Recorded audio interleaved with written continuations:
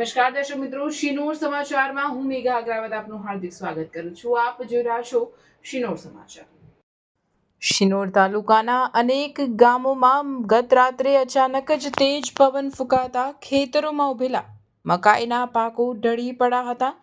ખેડૂતોએ મકાઈના પાકમાં પ્રતિ વીંઘા અંદાજે 12,000 રૂપિયા જેટલો ખર્ચ કર્યો હતો।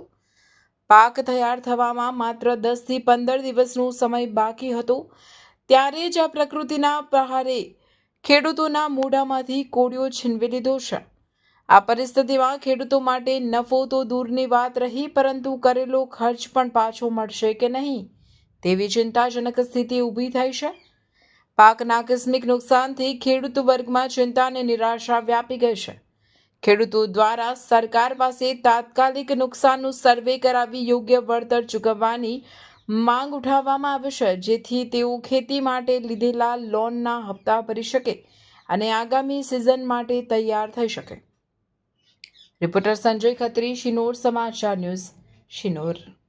ગત રાત્રે પવન ફૂંકાયો એનાથી ખેડૂતને મકાઈમાં ટોટલ નુકસાન છે અને મકાઈ તૈયાર થવાના 15-20 દિવસ બાકી હતા અને અમારા શિનોર તાલુકાની અંદર મારી ગણતરી 1,000 વીંઘા ઉપર મકાઈનો પાક ખલાસ થઈ ગયો છે।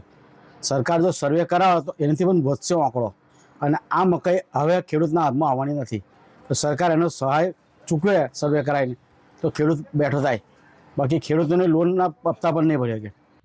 પવન આવ્યો એટલે બધી મકાઈ પડી ગઈ 10 વીંઘા તૈયાર હતી। આ 10 દિવસ મેં ભાંગવાની જ હતી। નુકસાન તો હવે આમાં તો શું મળે, કંઈ મળે એવું નહીં। ભાંગવાનું બધું કાશી થોડીક પડી એટલે સરકાર થોડીક સહાય આલે એવું કરે તો સારું।